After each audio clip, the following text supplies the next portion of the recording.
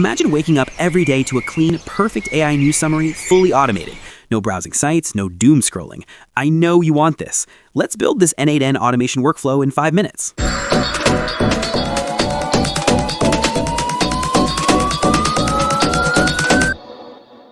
Today we're building a daily AI research assistant with n8n and Google Gemini. If you care about privacy, you can even swap Gemini with Ollama to run it locally. In my last video, I've shown how to set up Ollama and Gemma 3 1B. It's a fun video, so check it out after this video.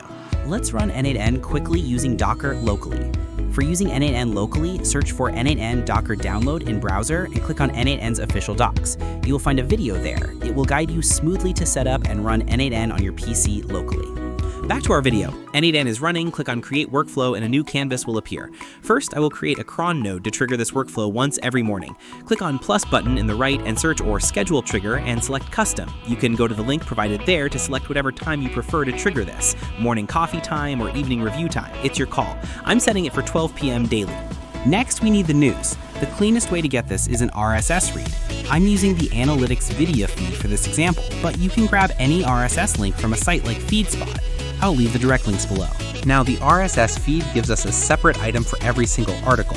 We don't want to spam the AI, so add an item lists node to aggregate all these articles into one single list. Time for the brain. I'm adding the Google Gemini node. If you want to use Ollama offline, the steps are almost identical.